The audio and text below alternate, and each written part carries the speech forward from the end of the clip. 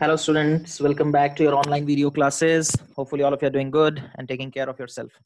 तो बच्चों हम लोग चैप्टर पढ़ रहे हैं ऑल्टरनेटिंग करंट, है ना।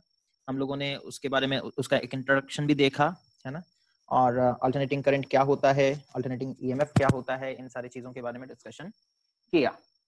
आज बच्चों हम लोग ऑल्टरनेटिंग करंट का जो सर्किट है ना, उसके बारे में डिस्कशन करेंगे। ठीक है, दैट इज सर्किट थ्योरी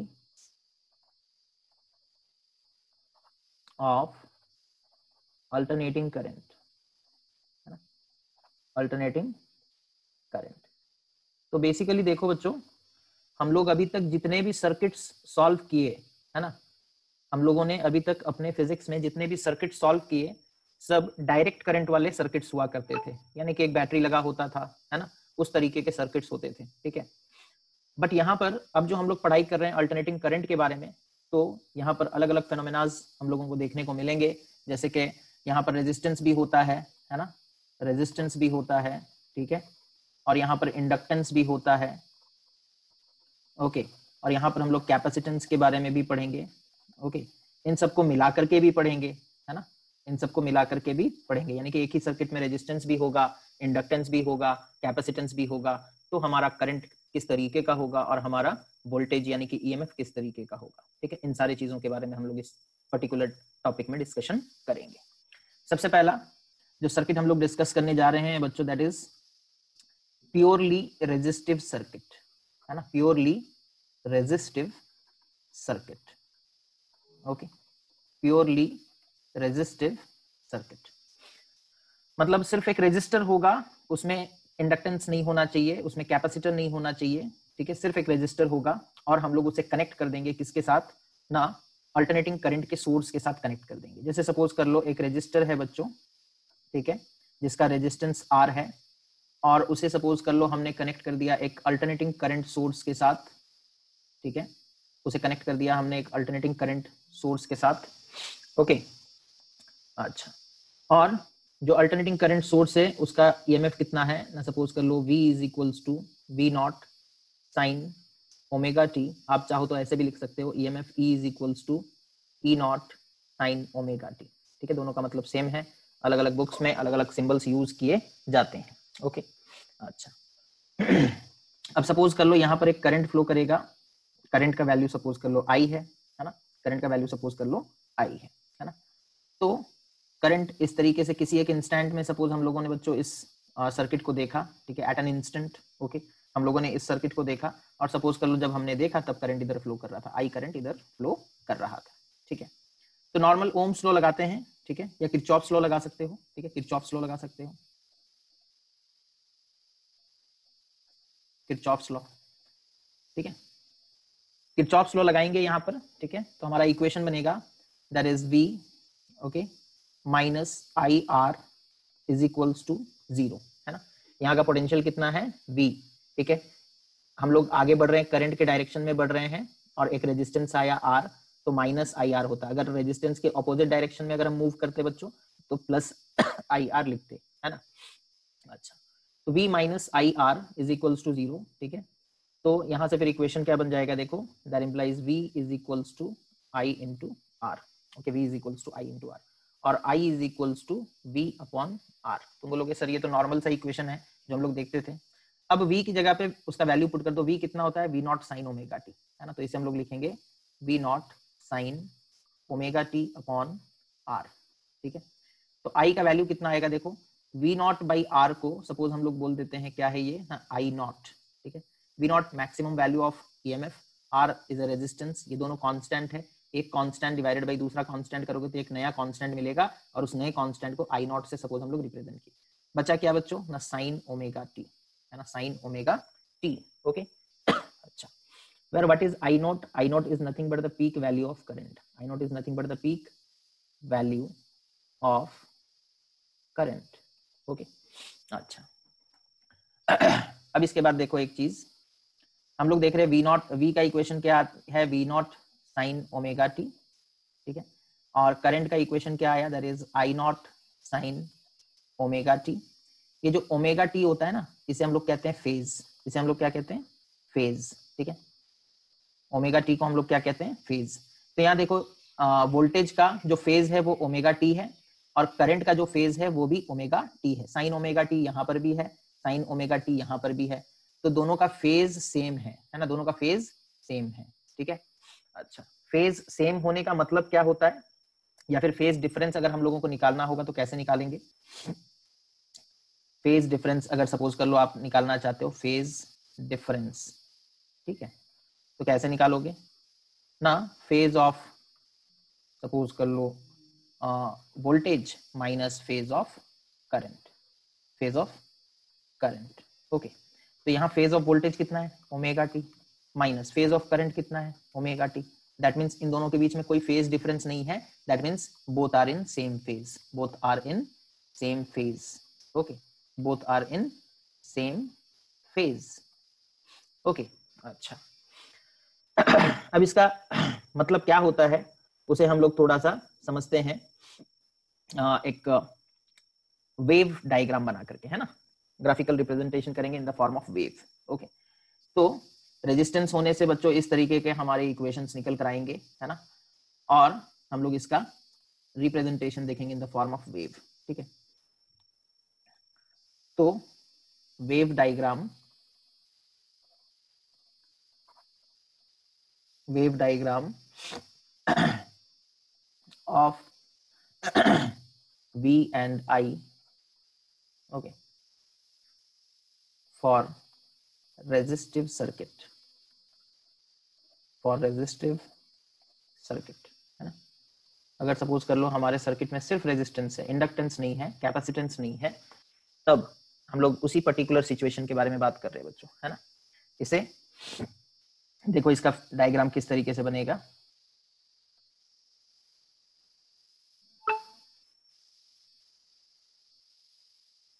जैसे सपोज कर लो हम लोग पहले एक साइन वेव बनाते हैं वोल्टेज को रिप्रेजेंट करने के लिए, ठीक है। सपोज कर लो इस तरीके का एक साइन वेव हम लोगों ने बनाया in order to represent the voltage, okay. ये हो गया maximum value of voltage, that is V not, है ना, ओके।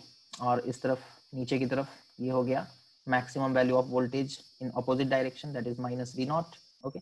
अच्छा, हम लोग जब बोलते हैं कि in resistive circuit voltage and current are in phase, इसका मतलब क्या होता है, voltage and current are in phase, इसका मतलब क्या होता है, इसका मतलब होता है जब वोल्टेज मैक्सिमम होगा तब करंट भी मैक्सिमम होगा, और जब वोल्टेज मिनिमम हो जाएगा, ठीक है, जब वोल्टेज मिनिमम हो जाएगा तब करंट भी मिनिमम हो जाएगा, है ना, साथ साथ ही चलेंगे, ठीक है। अब ये नहीं है कि दोनों का वैल्यू भी सेम होगा, है ना, लेकिन हाँ जैसे वोल्टेज चेंज करोगे उसी हिसाब से करंट चेंज होगा। जब वोल्टेज मैक्सिमम वैल्यू पर पहुंचेगा तब करंट अपने मैक्सिमम वैल्यू पर होगा, जब वोल्टेज अपने मिनिमम वैल्यू पर होगा तब करंट भी अपने मिनिमम वैल्यू पर होगा, है ना। जैसे सपोज कर लो यहाँ पर देखो हम लोग डायग्राम बनाएंगे करंट के लिए, करंट का सपोज कर लो वेव इस तरीके से बना, करंट का वेव सपोज कर लो बच्चों इस तरीके से हम लोग यहाँ पर बना रहे हैं, ठीक है। तो जैसा कि आप देख सकते हो जिस टाइम पे, अच्छा यहाँ पर हम लोग ये जो एक्सिस है इधर हम लोगों ने टाइम को ले रखा है, ठीक है, इधर हम लोग टाइम को ले, देखो जिस टाइम पर वोल्टेज मैक्सिमम हुआ है उसी टाइम पर करंट भी मैक्सिमम हुआ है ना, देख रहे हो, ये एक पर्टिकुलर टाइम है, जिस टाइम में वोल्टेज मैक्सिमम हुआ उसी टाइम में करंट भी मैक्सिमम हुआ। सिमिलरली यहाँ पर देख सकते हो जिस टाइम में वोल्टेज मैक्सिमम हो रहा है उसी टाइम में करंट भी मैक्सिमम हो रहा है, ठीक है। तो ये दोनों फेज में है और एक साथ चल रहे हैं, ठीक है। अच्छा यहाँ पे एक चीज और आता है बच्चों जिसे हम लोग कहते हैं फेजर डायग्राम, है ना, जिसे हम लोग क्या कहते हैं, फेजर डायग्राम। ये वेव डायग्राम हो गया, अब देखते हैं फेजर डायग्राम, ठीक है, फेजर डायग्राम, ठीक है, फेजर डायग्राम ये कुछ नहीं, वेक्टोरिकली जैसे हम लोग रिप्रेजेंटेशन करते थे वेक्टर्स वगैरह का उसी तरीके से, है ना। अब जैसे सपोज कर लो हमारे पास इक्वेशन क्या क्या था, पहले याद कर लेते हैं, v is equals to we not sine omega t and i is equals to I not sine omega T, ठीक है, ये हमारे इक्वेशन है बच्चों, ठीक है। अच्छा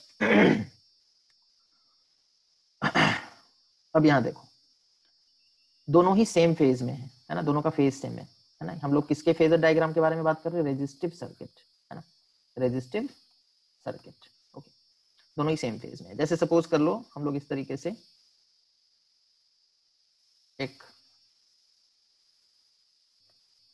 एक्स एक्सिस और वाई एक्सिस बनाते हैं बच्चों। This is X axis and this is Y axis. Okay, अब यहां देखो, यहां देखो, सपोज कर लो v is equals to we not sine omega t. Omega t obviously एक एंगल होगा, है ना, साइन के साथ है तो एक एंगल होगा। सपोज कर लो this angle is omega T. Okay, suppose कर लो this angle is omega T. Then इस पाथ में हमारा क्या रहेगा बच्चों ना, इस पाथ में हमारा वी नॉट रहेगा, ठीक है, V not sine omega t. और हम लोग अगर करंट को रिप्रेजेंट करेंगे तो वो भी इसी पाथ में रहेगा, दैट इज आई नॉट भी यहीं पर रहेगा। अब आई नॉट का जो ग्राफ हम लोग बना रहे हैं वो थोड़ा सा छोटा रहेगा। क्यों छोटा रहेगा? उसका रीजन है because I not is equals to we not by R, है ना, वी नॉट से आर को डिवाइड किया जा रहा है तो आई नॉट का वैल्यू वी नॉट से छोटा होगा, है ना। That is why V not का जो हम लोग ग्राफ बना रहे हैं, ठीक है, उसका जो एरो मार्क है वो देखो थोड़ा ऊपर की तरफ है ना, पूरा यहाँ से लेकर के यहाँ तक जो है वो हमारा वी नॉट है, ठीक है, और आई नॉट उससे थोड़ा छोटा है, इसी के थोड़ा नीचे ड्रॉ किया गया है ना। तो इस तरीके से बच्चों हम लोग फेजर मतलब फेजर डायग्राम बना सकते हैं किसका ना, वोल्टेज और करंट का। देख सकते हो दोनों सेम पाथ में है, यानी कि दोनों सेम फेज में है, ठीक है, दोनों सेम फेज में, और दोनों ही एक्स एक्सिस के साथ ओमेगा टी एंगल बना रहे हैं, दोनों ही एक्स एक्सिस के साथ ओमेगा टी एंगल बना रहे हैं। सेम फेज को रिप्रेजेंट करने का एक और तरीका भी है बच्चों, है ना, सेम फेज को रिप्रेजेंट करने का एक और तरीका भी है। सपोज कर लो इस डायरेक्शन में करंट फ्लो कर रहा है ना, तो जिस डायरेक्शन में करंट फ्लो कर रहा है उसी डायरेक्शन में हमारा वोल्टेज भी है ना, जिसे हम लोग वी आर लिख सकते हैं, that is voltage across the resistor, voltage across the resistor, ठीक है। तो ये हो गया phasor diagram for pure resistive circuit. अब आगे बढ़ते हैं और बात करेंगे बच्चों, रेजिस्टिव सर्किट हो गया, अब हम लोग बात करेंगे प्योर इंडक्टिव सर्किट, है ना, प्योरली, ये दूसरे टाइप का circuit, that is purely inductive circuit, है ना, एक ऐसा सर्किट जिसमें रेजिस्टेंस नहीं है, एक ऐसा सर्किट जिसमें कैपेसिटेंस नहीं है, सिर्फ इंडक्टेंस है, ठीक है, purely inductive circuit. Okay, purely inductive circuit. Okay, जैसे सपोज कर लो यहां पर सपोज कर लो एक इंडक्टर है, ठीक है, यहाँ पर सपोज कर लो एक इंडक्टर है इस तरीके से, और इस इंडक्टर को सपोज कर लो हम लोग कनेक्ट कर दिए एक एसी सोर्स के साथ, है ना, इस इंडक्टर को सपोज हम लोगों ने कनेक्ट कर दिया एक एसी सोर्स के साथ। अब सबको पता है इलेक्ट्रोमैग्नेटिक इंडक्शन हम लोग पढ़ चुके हैं बच्चों, तो सबको पता है जैसे ही करंट फ्लो होगा, ठीक है, यहाँ पर एक ईएमएफ जनरेट हो जाएगा, और वो ईएमएफ इस ईएमएफ के ऑपोजिट होगा, ठीक है। यहाँ पर जो वोल्टेज है, वोल्टेज का जो इक्वेशन है, ठीक है, that is we not sine omega t है, सपोज कर लो, ठीक है, V not sine omega T, ठीक है। तो यहाँ पर बच्चों एक ईएमएफ जनरेट होगा, और वो ईएमएफ कैसा होगा ना, opposite to that of the original EMF, और that is the AC alternating current source का जो ईएमएफ है उसके ऑपोजिट होगा, ठीक है। अच्छा, और इस इंडक्टर का इंडक्टेंस सपोज कर लो कैपिटल एल। एक पर्टिकुलर मोमेंट में हम लोगों ने देखा सपोज करंट इधर फ्लो कर रहा है आई, ठीक है, और आई क्या होगा बच्चों, वो हम लोगों को निकालना है, ठीक है। यहाँ पर क्या करंट और जो हमारा वोल्टेज है दोनों सेम फेज में रहेंगे या नहीं रहेंगे, उस चीज को भी हम लोगों को चेक करना है, ठीक है। Just a second. ओके, तो अब हम लोग क्या करते हैं, यहाँ पर किरचॉफ्स रूल लगाते हैं, और सपोज कर लो हम लोग इस डायरेक्शन में मूव करेंगे सर्किट के अंदर। ये देखो, ये पॉजिटिव, यहाँ पर जो एक ईएमएफ जनरेट हुआ ना, उसका ये पॉजिटिव टर्मिनल है, ये नेगेटिव है ना। अच्छा, ये हम लोग एक इंस्टेंट में देख रहे हैं, और करंट इधर फ्लो कर रहा है, तो इसमें जो इंडक्टेंस प्रोड्यूस होगा वो करंट को इधर फ्लो कराना चाहेगा, बिकॉज वो अपोज करता है, तो इसका पॉजिटिव टर्मिनल इस तरफ है, जिस मोमेंट में हम लोगों ने देखा, ठीक है। अच्छा, तो यहाँ पर अगर हम लोग किरचॉफ्स लॉ लगाते हैं बच्चों, तो V minus E is equals to 0, ठीक है। अच्छा, V माइनस ई का इक्वेशन याद है, EMF, that is minus L D I by d T, है ना, minus L D I by d T, ये इक्वेशन हम लोग इलेक्ट्रोमैग्नेटिक इंडक्शन में पढ़े थे, ठीक है। तो उसी चीज को हम पुट कर देंगे बच्चों, that is minus L D I upon D T is equals to 0, ठीक है, इज इक्वल्स टू 0। ओके, या फिर हम लिख सकते हैं that is L D I upon D T is equals to V. ठीक है, यहां से देखो डी आई का इक्वेशन क्या हो जाएगा, that implies D I will be equal to V by L D T, है ना, V by L D T. ठीक है, नाउ इंटीग्रेटिंग बोथ साइड्स, दोनों साइड्स का अगर हम लोग इंटीग्रेशन कर देंगे, ठीक है, दोनों साइड का अगर हम लोग क्या करेंगे, इंटीग्रेशन करेंगे। ओके, अच्छा, तो दैट इम्प्लाइज हम लिखेंगे integration of D I is equals to B की जगह उसका वैल्यू पुट कर दो, that is we not sine omega T by L, capital L sorry, into D T. Okay, अच्छा, ये V not by L constant है, इसे बाहर निकाल सकते हैं इंटीग्रेशन के, है ना, दैट इम्प्लाइज, अच्छा, इंटीग्रेशन ऑफ डी आई क्या हो जाएगा, दैट इज आई, है ना, छोटे छोटे करंट को जोड़ेंगे तो टोटल करंट मिलेगा, तो आई, और यहाँ पर वी नॉट बाई एल आ गया बाहर, और इंटीग्रेशन बचा किसका, ना sine omega T D T. ठीक है, sine omega T D T का इंटीग्रेशन क्या होता है बच्चों, ना sine omega T D T का इंटीग्रेशन होता है minus cos omega T by omega, है ना। तो देखो नेक्स्ट स्टेप हम लोग यहाँ से लिख रहे हैं। ठीक है, तो I will be equal to how much, ना V not by L, okay, minus cos omega T by omega, okay, minus cos omega T into omega, sorry, divided by omega. ठीक है, ओके, अब इस ओमेगा को ले आते हैं इधर, तो I will be equal to we not by omega L, okay, V not by omega L into minus cos omega T into minus cos, okay. अच्छा, अब यहाँ पर हम लोग कॉस ओमेगा टी को हटाना चाहते हैं बच्चों। ठीक है, तो हम लोगों को रिलेशन पता होना चाहिए, दैट इज हम लोग कॉस को साइन में कन्वर्ट कर सकते हैं, राइट, है ना, कॉस को हम लोग साइन में कन्वर्ट कर सकते हैं, तो हम लोग वही करेंगे, है ना। तो आई इज इक्वल्स टू, ये हो गया minus V not by omega L, okay, into that is हम लोग लिख सकते हैं इसे, या फिर ऐसे लिख देते हैं, जस्ट अ सेकेंड बच्चों। हाँ, तो आई इज इक्वल्स टू, यहाँ पर देखो वी नॉट बाई, हाँ, यहाँ V not by omega L को हम लोग कह सकते हैं आई नॉट। ठीक है, इसे हम लोग क्या कह सकते हैं, that is I not, okay, और कॉस ओमेगा टी को हम कन्वर्ट करना चाहते हैं साइन में, तो हम उसे लिख सकते हैं, यहाँ माइनस साइन रहेगा, that is sine pi by two, that is 90 minus omega t, है ना, 90 माइनस ओमेगा टी, है ना, that is cos theta is equals to sine 90 minus theta, है ना। ये इक्वेशन आप लोगों ने क्लास 11th में ही पढ़ा होगा। ठीक है, तो हमने बस वही किया, यहाँ पे थीटा की जगह ओमेगा टी है ना, तो sine cos omega t is equal to sine 90 minus omega t, ऐसे हम लोग लिख सकते हैं। ओके, तो I will be equal to, okay, minus I not sine, इसे हम एक्सचेंज कर देते हैं, तो ये हो जाएगा माइनस ओमेगा टी, और ये हो जाएगा हमारा that is minus pi by to, और एक माइनस को कॉमन ले लिए तो माइनस और माइनस हो गया प्लस। ठीक है, तो आई का जो इक्वेशन आया बच्चों वो कितना आ रहा है, that is I not sine omega t minus pi by two. ठीक है, थोड़ा इसे कंपेयर करते हैं हम लोग वोल्टेज के इक्वेशन के साथ, है ना, जो हमारा ईएमएफ का इक्वेशन था। ठीक है, उसके साथ थोड़ा कंपेयर करो, वोल्टेज का या ईएमएफ का इक्वेशन क्या था, V is equals to we not sine omega t, और आई का इक्वेशन क्या आया बच्चों, that is I not sine omega t minus pi by to.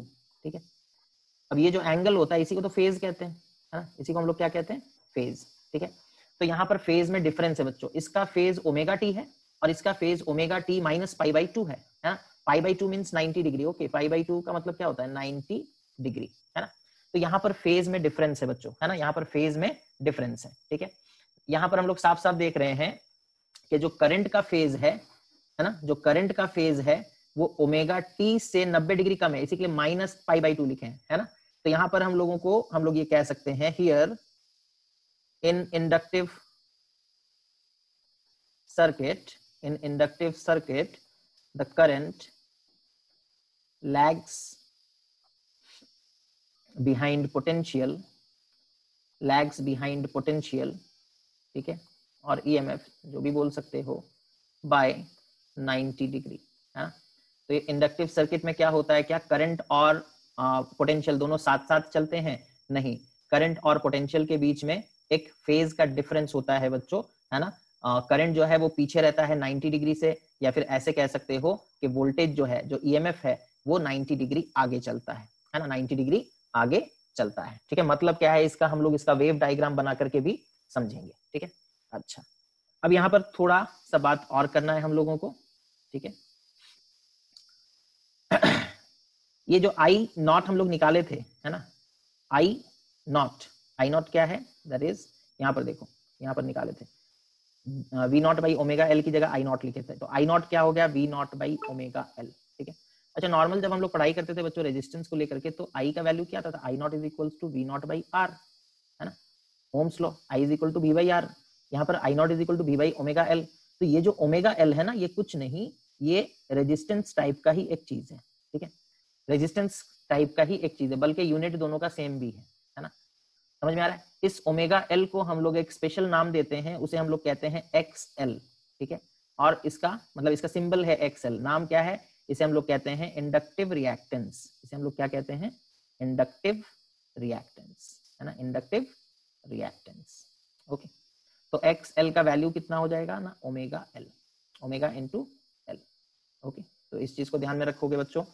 Okay, इसे हम लोग क्या कहते हैं, इंडक्टिव रिएक्टेंस। यूनिट क्या होता है, यूनिट वही ओम होगा। ठीक है, क्योंकि हमने कहा ये जैसे रेजिस्टेंस होता है उसी टाइप का ही चीज है। ठीक है, इंडक्टिव रिएक्टेंस जो है वो रेजिस्टेंस टाइप का ही चीज है, तो इसी के लिए हम लोग उसे क्या कहते हैं, इंडक्टिव रिएक्टेंस, और तुम्हारा यूनिट क्या होता है, ओम ही होता है। ठीक है, तो प्योरली इंडक्टिव सर्किट में बच्चों ये सारा चीज होने वाला है।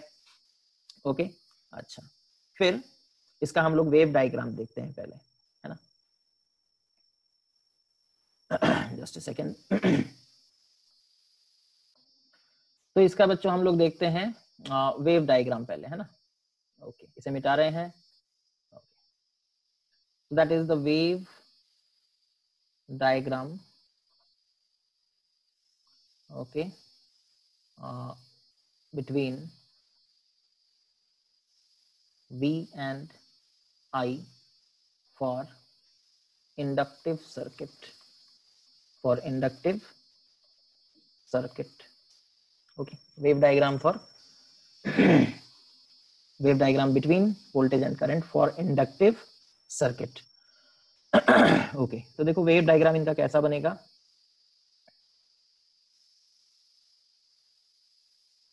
ठीक है, इक्वेशन पहले बता देते हैं, that is V is equals to V not sine omega t. तो करंट का वैल्यू आया था I naught sine omega t minus pi by 2। ठीक है, तो करंट पीछे रहेगा, वोल्टेज आगे रहेगा। सपोज कर लो हम लोग पहले वोल्टेज बनाते हैं। ठीक है, वोल्टेज का ग्राफ बनाते हैं, सपोज कर लो इस तरीके का ग्राफ बना, जस्ट अ सेकेंड।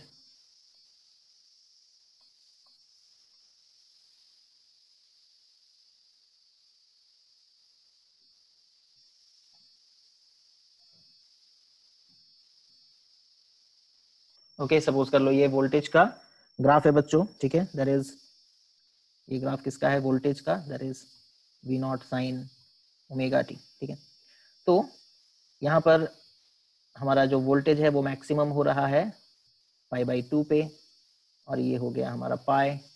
ठीक है, ये हो गया that is 3 pi by 2,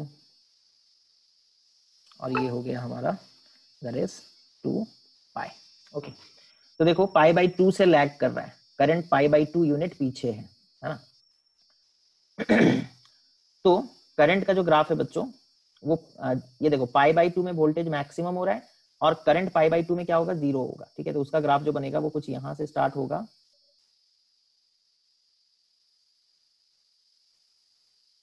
okay, और वो मैक्सिमम कब होगा ना, वो मैक्सिमम होगा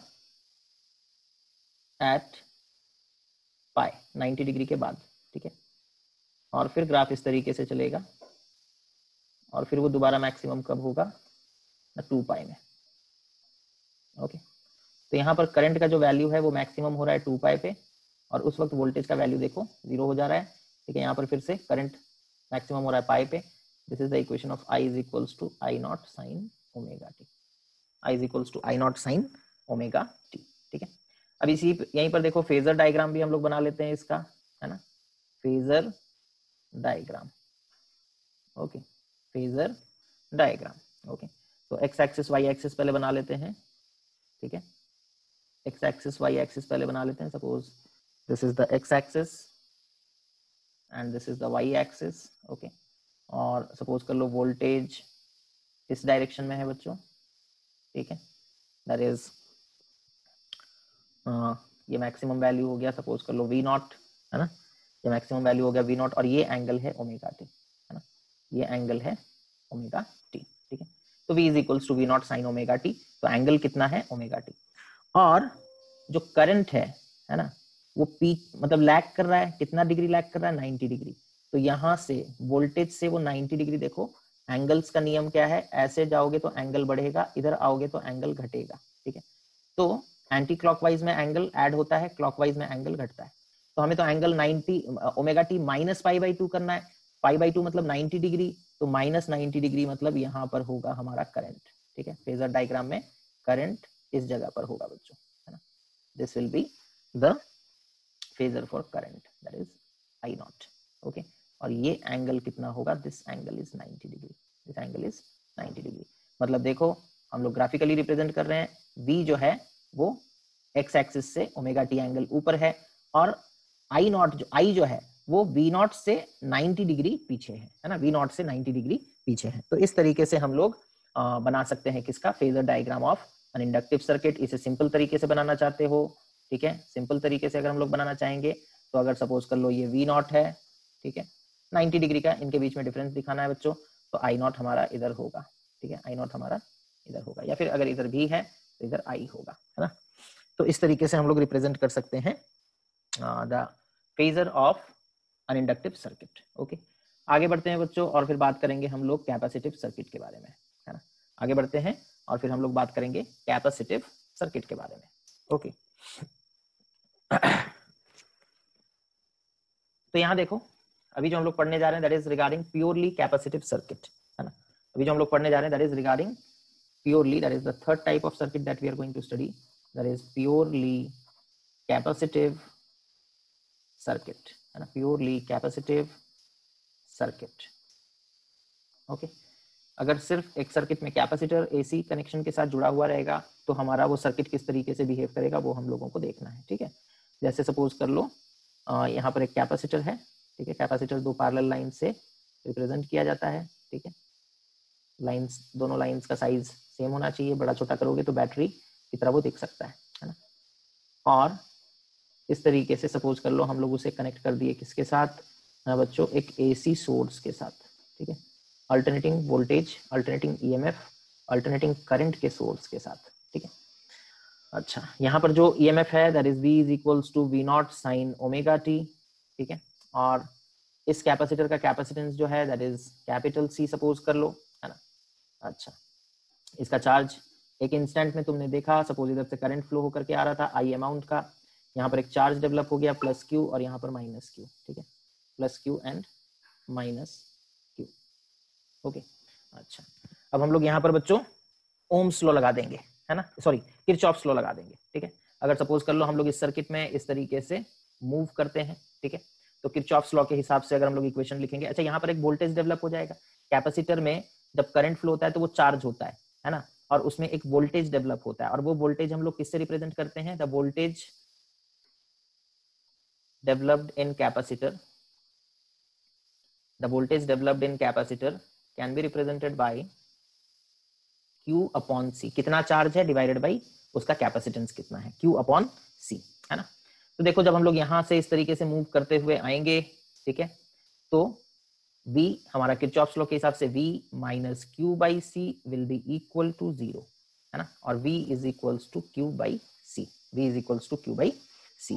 यहाँ से Q का इक्वेशन क्या आ रहा है, देखो Q is equals to C into V, है ना, Q is equals to CV, ये कैपेसिटेंस में भी हम लोग पढ़े थे बच्चों, है ना। अच्छा, अब देखो हम लोगों को Q मिला, लेकिन हमें तो I का इक्वेशन चाहिए ना, हमें क्या चाहिए, I का इक्वेशन क्या होगा हमें वो पता लगाना है, ठीक है। तो अच्छा, Q से क्या हम लोग I निकाल सकते हैं, डेफिनेटली निकाल सकते हैं बच्चों, I is equals to d q by d T, है ना, I is equals to d q by d t. तो डिफरेंशिएट कर देंगे, it is equals to differentiation of CV by d t, differentiation of CV by d t. अच्छा, v की जगह v का value put कर दो, that is differentiation of c into v not sine omega t divided by dt, ठीक है। अच्छा अब ये जो हमारा सी वी नॉट है, ठीक है, सी वी नॉट तो कांस्टेंट है, उसे हम लोग बाहर लिख सकते हैं और cos ओमेगा टी का डिफरेंशिएशन करेंगे, है ना। तो I can write it as c v naught into differentiation of sine omega t divided by d T, ठीक है। Okay, it will be equal to c v naught differentiation of sine omega t कितना हो जाता है बच्चों, डिफरेंशिएशन of sine omega टी हो जाता है that is cos omega T into omega, ठीक है, cos omega T into omega, okay, cos omega T into omega, okay. अच्छा, दैट इम्प्लाइज ओमेगा को हम लोग इधर लिख देते हैं, that is omega c v naught, okay, into, तो ये किसका इक्वेशन आ गया हमारा, जस्ट अ सेकेंड,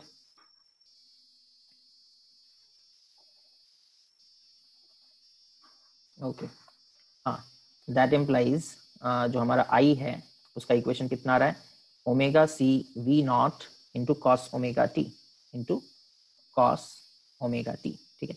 अच्छा, ओमेगा सी को हम लोग कहते हैं क्या ना, ओमेगा सी को हम लोग क्या कह सकते हैं बच्चों, इसे हम लोग कहते हैं दैट इज ओमेगा सी को नहीं, 1 बाई ओमेगा सी को, ठीक है। तो क्या हम इस इक्वेशन को देखो थोड़ा सा मॉडिफाई करके लिखेंगे, है ना, इस इक्वेशन को देखो थोड़ा सा मॉडिफाई करके लिखेंगे, इधर लिखते हैं, ठीक है, that is I is equals to we not by 1/ओमेगा सी लिख दे, ओमेगा सी ऊपर जाकर मल्टीप्लाई हो जाएगा, है ना, omega c into v naught है, तो लिखने के लिए हम इस तरीके से लिख सकते हैं, इंटू कॉस ओमेगा टी, ठीक है। Now I is equals to we not by 1/ओमेगा सी को हम लोग कहते हैं x C, that is capacitive reactance, है ना, 1/ओमेगा सी को हम लोग क्या कहते हैं, x C, that is capacitive reactance, ठीक है, इंटू कॉस ओमेगा टी, ठीक है। अच्छा, तो I will be equal to we not by X C को हम लोग लिखेंगे बच्चों आई नॉट, ठीक है, इंटू कॉस ओमेगा टी को हम ऐसे लिख दे, that is cos theta is equals to sine 90 plus theta, है ना, इस तरीके से भी लिख सकते हैं। तो यहाँ हम लिखेंगे that is sine omega T plus pi by to, है ना, sine omega T plus pi by two, ठीक है। तो हमारा साइन के टर्म्स में इक्वेशन आ गया, है ना। तो आई का इक्वेशन क्या आया है बच्चों, इसे याद रखोगे, that is I not sine omega T plus pi by to, है ना। अब यहाँ देखो प्लस पाई बाई टू है, यानी कि जो करंट है वो 90 डिग्री आगे चल रहा है ना। कैपेसिटेंस में करंट जो है वो 90 डिग्री कैसे चलता है, पीछे नहीं, लैग नहीं करता, लीड करता है, क्या करता है, लीड करता है। तो यहाँ पर हम लोग लिख सकते हैं that is current Leeds potential, है ना, पोटेंशियल से आगे है बाई 90 डिग्री, बाई 90 डिग्री, है ना। तो यहाँ पर करंट जो है बच्चों वो पोटेंशियल से आगे है, कितना आगे है, 90 डिग्री से आगे है, ओके। अच्छा, तो अगर हम लोग इसका वेव डायग्राम बनाते हैं, ठीक है, तो सब याद रखोगे बच्चों, कैपेसिटिव सर्किट में क्या होता है इक्वेशन करंट का, और इंडक्टिव सर्किट में क्या होता है, और रेजिस्टिव सर्किट में क्या होता है ना। अच्छा, उसके बाद देखो wave diagram, wave diagram of v and I in capacitive circuit, in capacitive circuit, ठीक है, कैपेसिटिव सर्किट में वेव डायग्राम किस तरीके का बनेगा, ठीक है। यहाँ पे करंट आगे है ना, तो उस चीज का ध्यान रखते हुए हम लोग बनाएंगे वेव डायग्राम, ओके। यहाँ पर करंट जो है वो लीड कर रहा है, आगे चल रहा है, ओके। ये सपोज कर लो पहले वोल्टेज का बना लेते हैं इस तरीके से,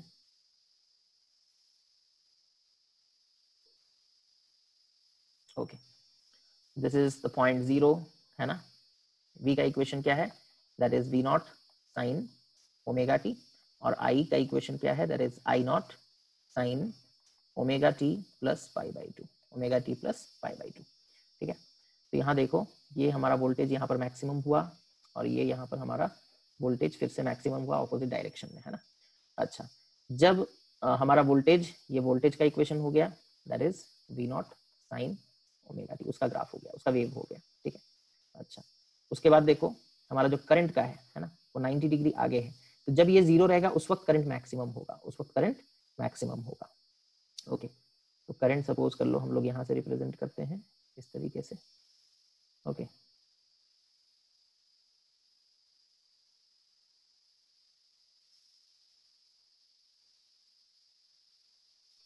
ये इस तरीके से चलेगा।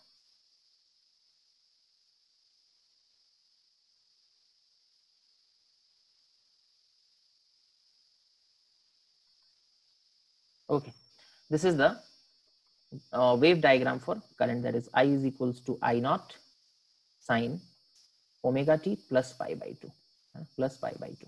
ओके, देखो जब प्लस पाई बाई टू मतलब 90 डिग्री आगे चल रहा है, तो जब ये 0 पर है तो ये मैक्सिमम है, यानी कि यहाँ पर उसका मैक्सिमम वैल्यू है। जब ये 90 डिग्री पर पहुंचता है हमारा वोल्टेज, ठीक है, मैक्सिमम होता है, तब तक ये मिनिमम हो चुका है, ठीक है, तब तक ये मिनिमम हो चुका है।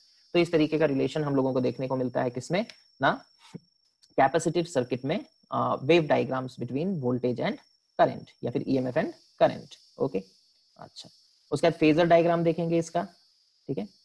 अगर हम लोग इसका फेजर डायग्राम देखेंगे तो कैसा बनेगा, देखो यहाँ पर करंट जो है वो लीड कर रहा है बच्चों, ठीक है। सपोज कर लो ये हो गया हमारा वाई एक्सिस, ठीक है, ये हो गया सपोज कर लो हमारा एक्स एक्सिस, और ये सपोज हो गया हमारा ईएमएफ, दैट इज वोल्टेज, जो कि एक एंगल बना रहा है ओमेगा टी, ठीक है, ओमेगा टी एंगल वो बना रहा है। तो इससे आगे है हमारा करंट, है ना, तो करंट आगे है मतलब ऐड करेंगे, ठीक है, 90 डिग्री, ठीक है। तो 90 डिग्री ऐड मतलब एंटी क्लॉकवाइज आगे बढ़ोगे, तो करंट का जो बनेगा बच्चों डायग्राम वो इस तरीके से होगा। ओके, ये हो गया हमारा आई नॉट, और इन दोनों के बीच का एंगल कितना होगा, 90 डिग्री। यहाँ पर देख सकते हो करंट आगे है वोल्टेज से। इसको सिंपल तरीके से अगर रिप्रेजेंट करना है, ठीक है, सिंपल रिप्रेजेंटेशन, तो क्या करो, करंट को बना लो वाई एक्सिस में, ठीक है, और वोल्टेज को एक्स एक्सिस में। 90 डिग्री करंट आगे है, ये आई नॉट और ये वी नॉट, ठीक है, या फिर ये आई और ये वी। ओके, तो इस तरीके से बच्चों हम लोग फेजर डायग्राम बना सकते हैं, किसका, ना करंट और वोल्टेज का। तो आज के क्लास में बच्चों बस इतना ही। नेक्स्ट क्लास में हम लोग series combination of LC RC और फिर एलसीआर सर्किट के बारे में पढ़ेंगे, ठीक है। So thank you for watching the video, take care of yourself and have a nice day.